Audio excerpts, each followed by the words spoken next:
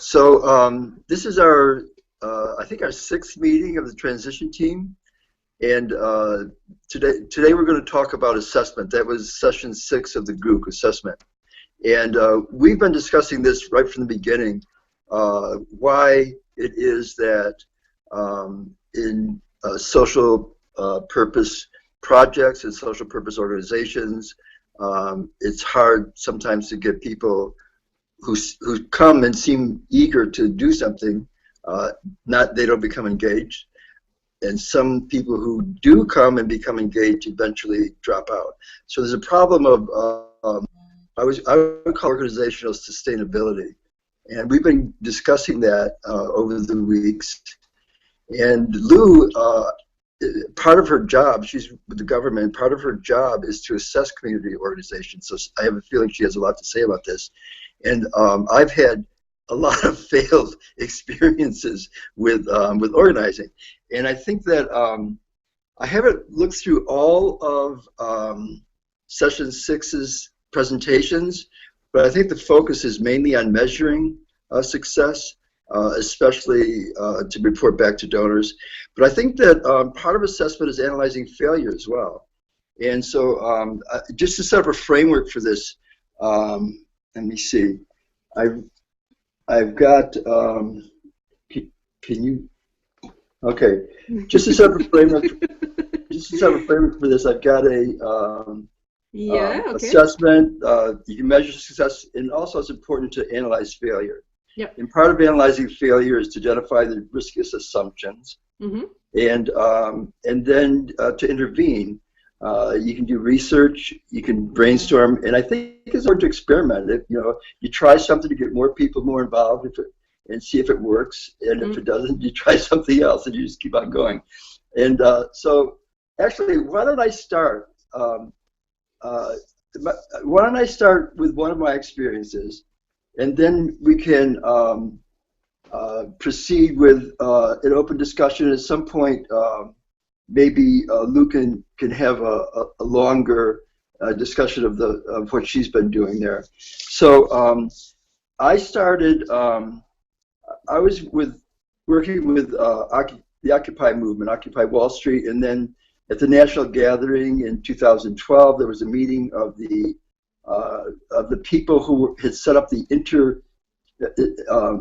Inter-Occupy website that had been used for communication and collaboration among the different Occupy sites across the country.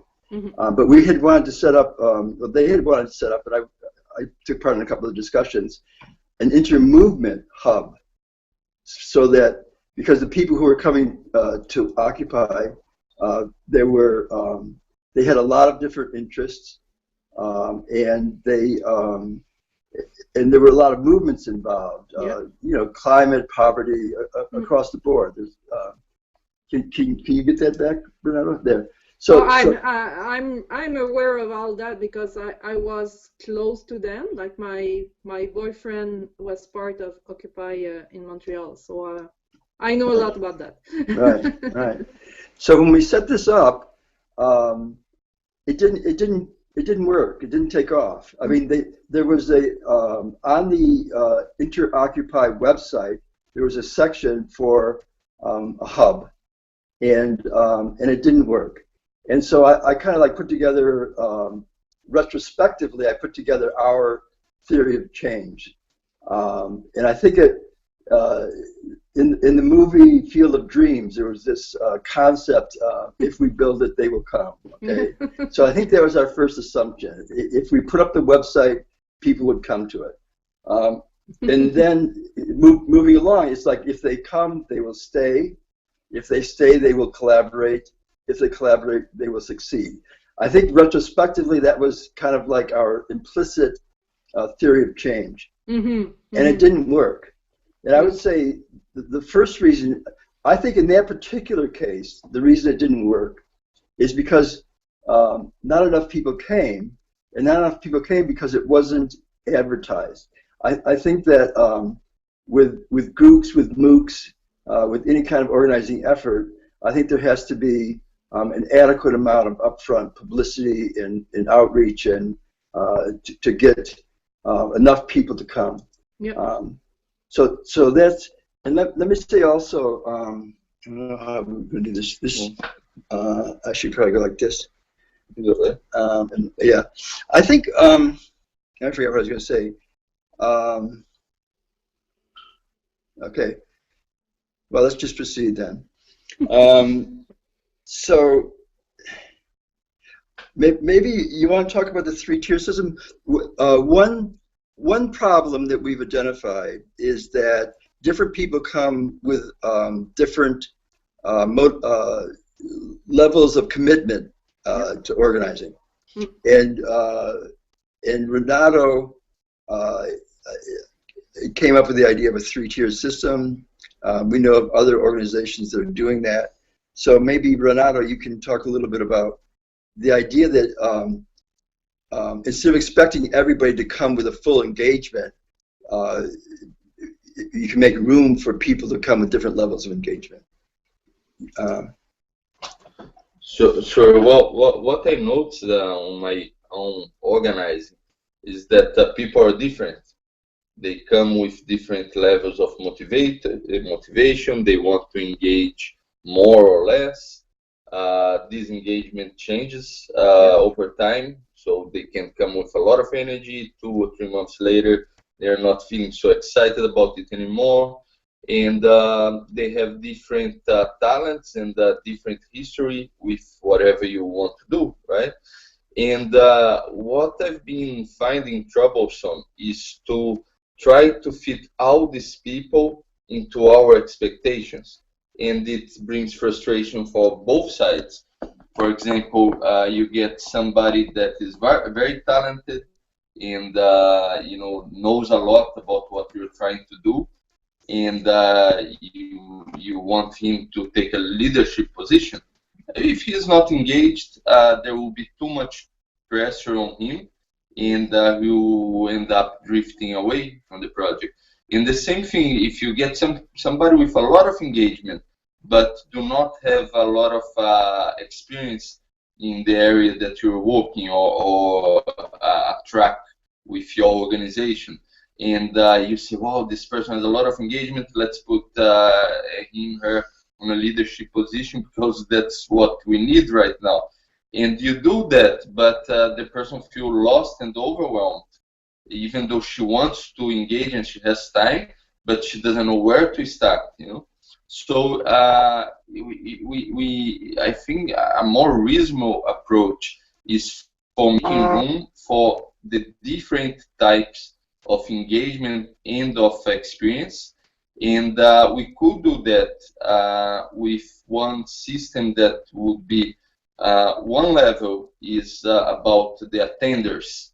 There are people that they are coming to the events.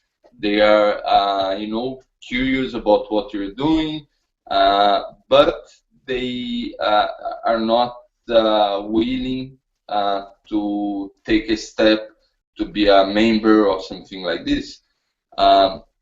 So it's like an entry level, our welcome, and we have to make very clear to them how they can engage with the organization and learn more, and just feel comfortable helping out on these things. Then the second level would be a member, and these are people that they decided that they want to be a member of the organization. Probably you want to give them some guidance in terms of, okay, this is a very short course, takes maybe 2 hours or 4 hours, and the goal of this course is that everybody gets out knowing exactly what's our mission, what's our vision, and what are our values, how we go about doing things here. And they should be able at that point to be kind of a spokesperson for the organization. So if there is a need of having a meeting with somebody that doesn't know anything about the organization, or to present the organization to a possible funder or to a partner, they should be able to come and to say, hey, I am part of this organization. that's what we do, and these are our plans, right? And then the next level would be the leaders. These are the people that they're taking like very concrete and committed commitments to the organization, and you want them to undergo a larger training, and also to have some experience in the organization. Of course, the leader at a certain point, he can say, look, I love the organization, but my life is upside down, I cannot commit anymore. And then he can, be a member, or maybe he can work as a mentor to a new leader, that takes less of his time. There's fluidity. Yeah, there is fluidity, and we should make it very very easy for people to move, without feeling awkward. So if somebody wants to say, look, I don't want to be so involved anymore, it shouldn't be something that causes a negative feeling to people, guilt, which is a big problem. We have many times this situation that somebody commits and then something happens, they can't give so much, they can't engage so much, but they feel bad because they know that there is a lack of leadership. There's too much work for few hands, and they're taking their hand away. So they don't say anything, and that's worse because then we expect and we don't get, and everybody feels bad when that happens. So from time to time, something very useful to be done is to do some kind of purging in your membership list. Go to members and say, look, you've been with us for that long time, and we are very grateful that you're part of this. But we're noticing you are not so present anymore. Do you want to? Is anything happening? Can we help you? Or do you want some time out? And make this very comfortable for people to disengage formally, because when you have a large group, or if you have a group and you have a large part of this group that are supposed to be engaged, but they are not, this is very de-energizing. People don't want to come to a meeting where there are supposed to be 20 people and then there is only 3, and they're saying, well, what happened with the other 17? Oh, we don't know, they didn't say anything, or they said they would come, they didn't come. So it's better to have 3 people in the group that they are there all the time than 20 and only 3 are there. Another aspect of this is that I think that which way should I go? Either way. Okay, I think that it may be helpful in terms of morale to reassess our expectations for a MOOC, a GROOC, a new social initiative.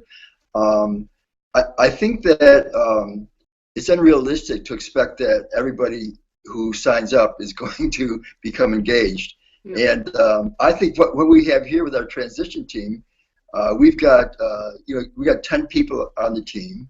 There have been others.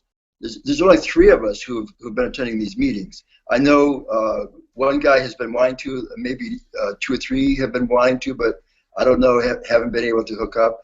But I think that 3 out of 10 is like actually what we should be expecting. We shouldn't be expecting 10 out of 10 people to show up. That's what I said. It's got the real life experience is, we can assess what happened to our group.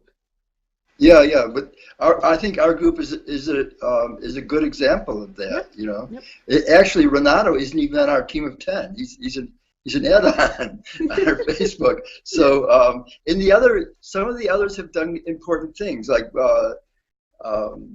Chiga in Japan set up our Google Doc.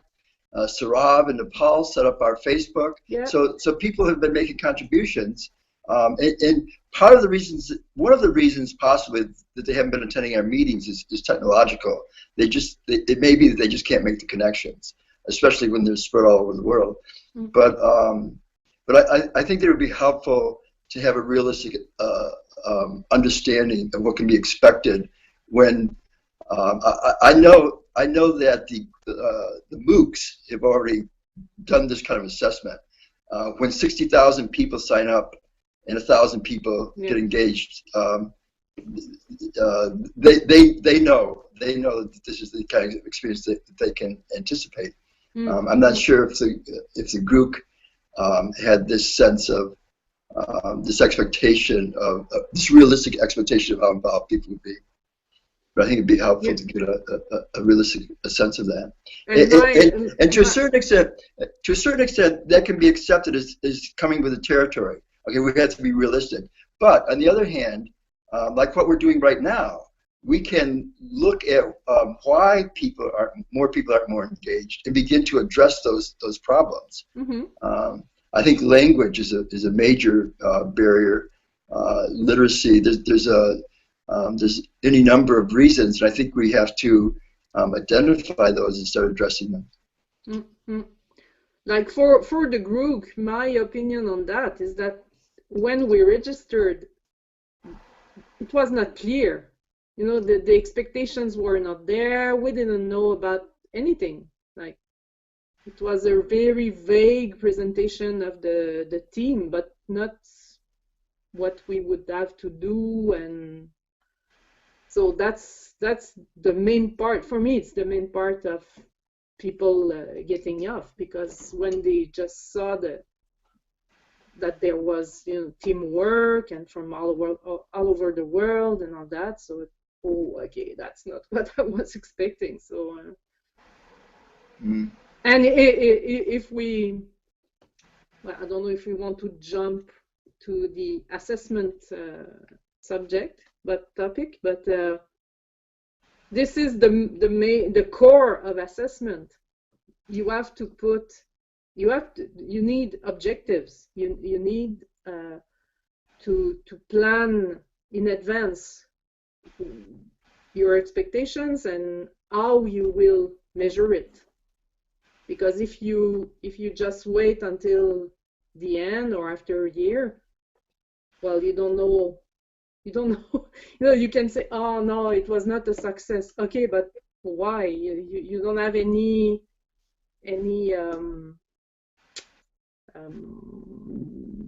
yardstick, data, and don't know what to take as a success, and what makes a success and what makes a failure. So the core of it is to have a work plan or evaluation plan. There's different names. Like for our group, just our team, if at the beginning our expectations would have been to be like half people would be involved, like maybe 5, then we can measure it at the end. Sorry, this morning I can't think in English. It's all in French. It's hard this morning. It's too early, I told you. We can change the time to later if Etienne can stay involved that way. Why don't you go into some of your work assessing community organizations? Yeah, because as I'm a founder, I'm on the funding side of community work. So my main the program I'm working is on AIDS and EPSI issues. Oh really? My English is so bad this morning. Okay.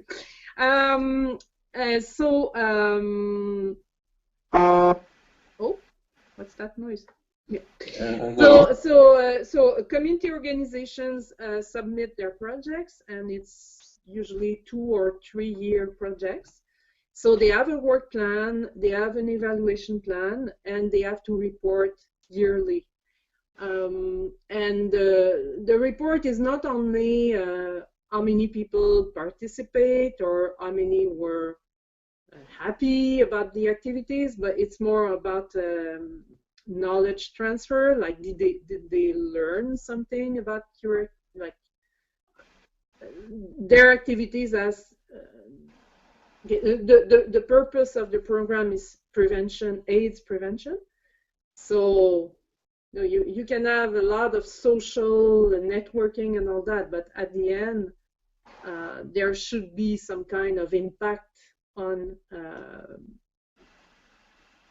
the disease. Like, we want to prevent the disease, or if people are already infected, then they're to improve their quality of life.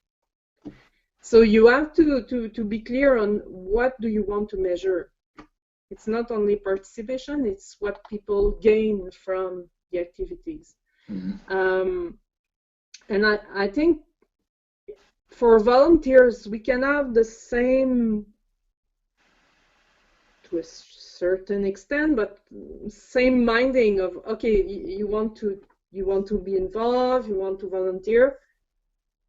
What are your expectations as a volunteer? What do you want to learn or gain, or what like in a year or in 6 months, what do you want to tell about your experience as a volunteer? I think it's it could be the way to approach it. Is that clear? Yeah. Yeah. I think also, finish up, I have an idea that's related to that. So do you have more to say right now? Not now, no. Okay. I think that the shifting this focus from participation to outcomes, like measurable outcomes, that reminds me a little bit of the diagram that Renato did for, he called it an empty-centered organization. The idea that, I guess, leadership is kind of more dispersed, is more voluntary. I actually think that organizations need a very, very committed person to stay involved and move it along. But anyway, this reminds me of part of the session 6 material, which was that when you have a funder and a person asking for donation, instead of having them pointed towards each other and assessing each other, you point them both towards the mission. Mm-hmm. And that kind of like reframes the whole relationship. I think that last week we were talking about tri-sector collaboration, and you Lou, were skeptical about business motivations. Okay, I think there's actually 4 sectors: the public, the private, the plural. Okay, and the plural is established organizations. I think another very, very important sector that we're trying to engage right now is unaffiliated individuals. I think that actually many of the people that come to these things aren't part of an organization already. There are a lot of people who want to come and don't necessarily want to form a nonprofit, but want to do good work. Mm-hmm. But anyway, so you take those 4 sectors and point them all towards a mission, and I think that's helpful in breaking down the mistrust. If you're a corporation, you just want to make a profit. I think that you can get over that kind of mistrust if it's clear within the culture of the group you're trying to form that the focus is on the mission. So they will not participate. A lot of them are, though. I think you're underestimating how sincerely a lot of corporations are taking their corporate responsibility. Well, from what I've seen, no, it's only for their image. Well, it's changing. It's changing. Not here. It doesn't seem to change here. we'll see. Give it time. Like if, Okay. like in the health promotion prevention, if you have any pharmaceutical Yeah. company involved, Right. Right. Yeah. we know why they are there. Yeah. Yeah. But for me, there's a difference between big corporations and small local. Right. I believe in local companies, or yeah, professionals that are really local, small offices, small companies that want to be involved. Yes, yeah, sure, but Yeah. not big corporations, because they have so much. So it's not only the power, but knowledge of how to.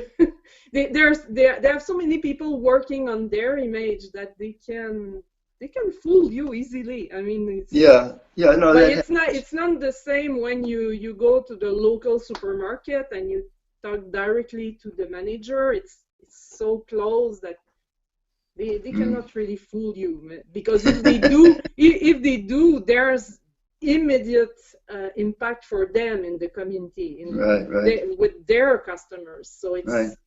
Let's go back to the assessment. yeah. No, it's okay. So let's Yeah, but it makes me what you said. I think it's an interesting angle to ask the volunteers, like from the mission of the organization, what you as a volunteer would like to accomplish. Like what's the part of the mission that is calling you, and again, in a year, let's say in a year, what would you like to tell about your work for the mission? Yeah. So that's this is interesting. Yeah. I really like this idea. Yeah. I think the group did some of that when we that may have been part of the first or second session. The group charge may have involved some of that. What do you hope to get out of this or whatever. Now, so there's two other categories of things we can proceed with. One is trying to remember in discussions we've had over the weeks, other discussions that have touched on this issue of, I would call it organizational sustainability. And then we could also try to think of, okay, what's preventing people from becoming more involved, and what kind of interventions can we use to make sure that more people get more engaged for longer periods of time. So once again, I've been working with, I think there's two things. One of them is motivation. How do you increase people's motivation? And Renato is moving towards trying to have more paid staff. That's definitely a captured worker, and I've been more oriented towards lowering barriers to inclusion. I think that language is a major barrier. I think that, and I think that along with that goes like the social economic stuff. It's like across the world, people who are engaged in this kind of stuff speak English because they come from a higher class and have a higher education. And I think that we have to find ways of engaging people who don't speak English and who don't maybe aren't even that literate. And I think that moving more and more. It's not really the issue here.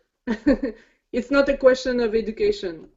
Like you can have here in Quebec, you can have a university teacher that doesn't speak English. Yeah. So it's not for, and you can have an illiterate street people that they speak English. Yeah. So here it's not in the term of income or education. It's more a question of origin, like because new immigrants, right? Well, it depends where they come from. There's immigrants from France or Morocco that they speak French, and immigrants from India, they don't, but they speak English quite well. So no, it's more complicated than that. Yeah. Well, But I guess. language is an obstacle. But from my experience, like to get involved, the main obstacle is time. Yeah. Right. Because people work more and more hours. Right. If they have kids, then you don't have any time on your own. Yeah. And you get solicited by so many different activities or involvements. Right. It's really hard to keep one for many years because there's new committees, new Yeah. every time, and you say, oh yeah, I want to try that, and okay, no, I would like to try this one and to try. So time, and it's usually when you ask people why they left, it's time, and it's not a lie. It's real. Like yeah. Well, one way of approaching that is two things that can be done about that. Is number one, the 3-tier system where people self-identify coming in. Yeah, I like it very much. Yeah. Another thing is to cast a wider net. I mean, especially with a GROOC or a MOOC, you've got the whole world out there, and if you can, I mean, like I'm retired, okay, I have time for this, and I think that there are across the world millions of people who do have the time and who would get involved. But we have to identify them. We have to pull them. We have to cast a wide enough net so that we can bring more of those people who do have the time and do have the commitment to become involved. Yeah. That's what. There's a big volunteer center, I think, volunteer bureau of Montreal. That's their main target: retired people. Mm-hmm. But it's really hard to get them on board. It's hard. Well, maybe that ties in with our welcoming kit. You know, I think that if you can present like a video with a really compelling reason why this work is important, and maybe community centers, senior centers is one of the places where you can go. To recruit these kinds. That's like for the Villeray group. It's what we're looking for, like those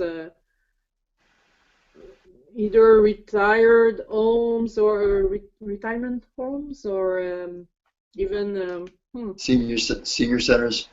Yeah, and there's something I can't tell it in English, but anyway. So what else? Are there any other things that we've already covered in past meetings that are related? Well, on your side, did you work on the welcome kit or? Not really, not really. We talked about it. It seems like we're at a point now where we have a general outline, which is pretty much it's too simple. It's too simple to present as the prototype, and to present something as a full, complete prototype would take a lot more work. So we're kind of still thinking about that,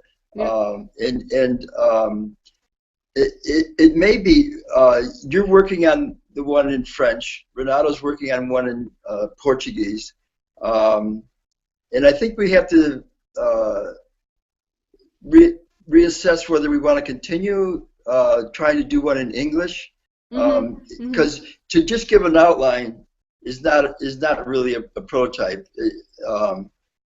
Well, it could be. It's kind of how do you call that? You know, what you have at the beginning of the book, index? No, the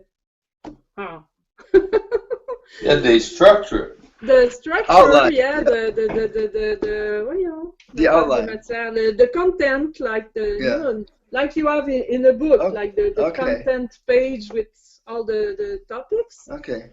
Well, I can put together. You have come up with something along those Yep. lines. Renato has. Maybe I can throw those together and try to make at least a simple outline. Yeah, and for every item we can have examples, even if they are not English. Like for every, we can put something from our own work, and yeah, at least it's something.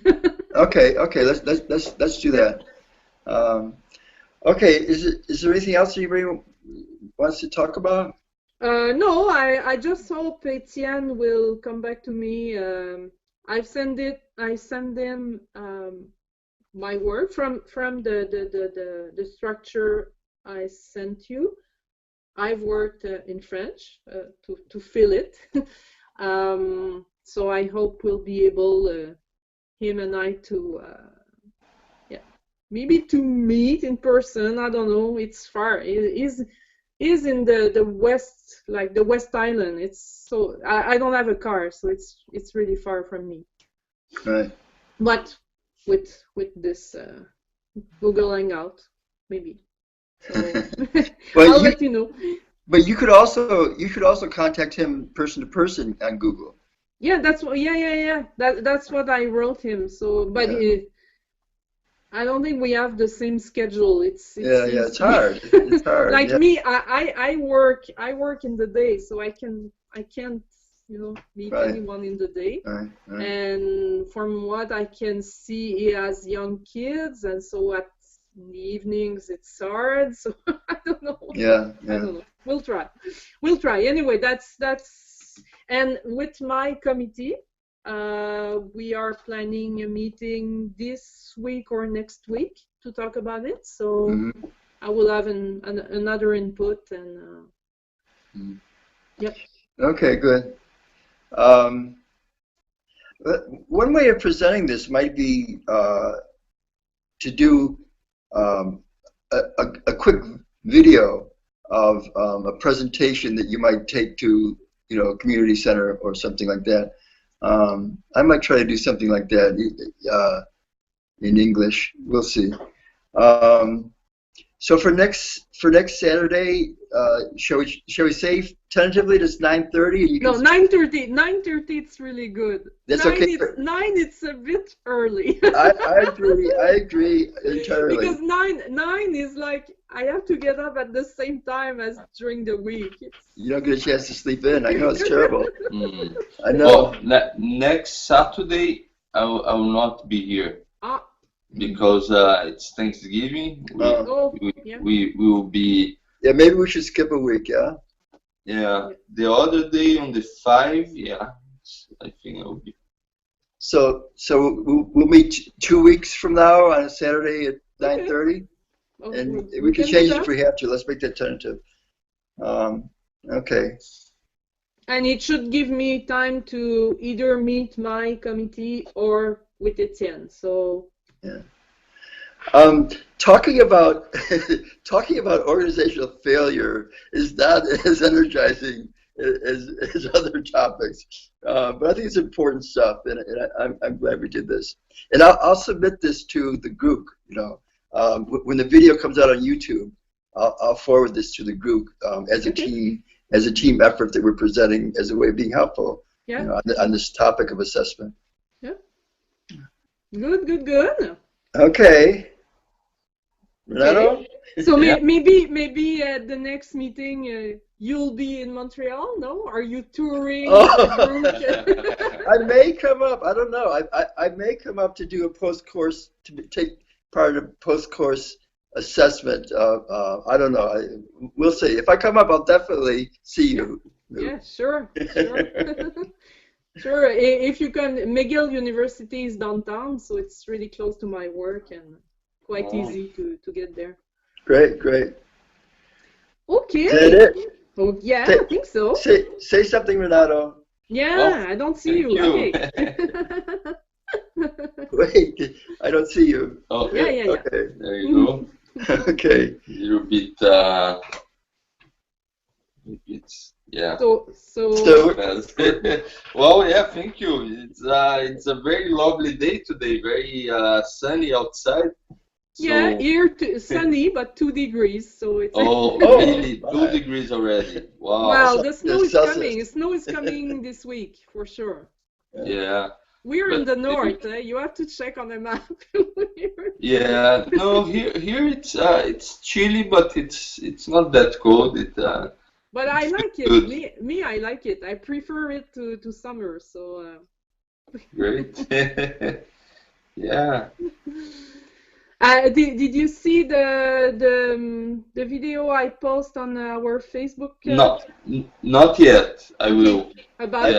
I the pointed it out to him. Yeah, it's I just added to today like oh okay that's what he was yeah, talking yeah. about. I knew about it but now seeing Right. the images It's What Lou's talking about is a video of a mining disaster of with the a of lot of what you were talking. Oh yeah yeah. We sorry. were talking about this.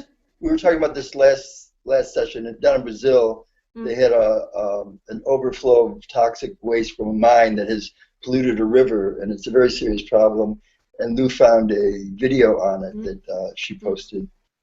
So yeah, yeah, it's really terrible, the whole river and all the Yeah, communities. the It, lands yeah. it's in the what it's astonished me is that government says things like, oh, the company is also a victim, and then you kind of wonder, wow, government and company, they're in the same team. and we are the ones, when the elephant fights, the grass is the one that suffers. So No, no, it's really sad. Yeah. yeah. No, yeah. So what are you doing for Thanksgiving? We're going to Savannah. Okay. Savannah, Yeah, What is Savannah? Savannah. Savannah, Georgia. Savannah, yeah, Savannah, Savannah, Georgia. Okay. South. So yeah, so it's supposed to be a very nice city, with more colonial architecture. I'm very excited to get to know this part of United States. Yes. Mm-hmm. Mm-hmm. Here, Thanksgiving was in October. Hmm. It's not at the same date. Oh, really? I didn't know that. Yeah. Huh, Mm-hmm. huh, It's mid October here. huh, huh. Yeah. Yeah. Okay, okay. So 9:30 in 2 weeks. Okay. Sure. Good, good, All good. right. Okay. Yeah. Bye Bye bye. bye. Bye. Have a good weekend. You too.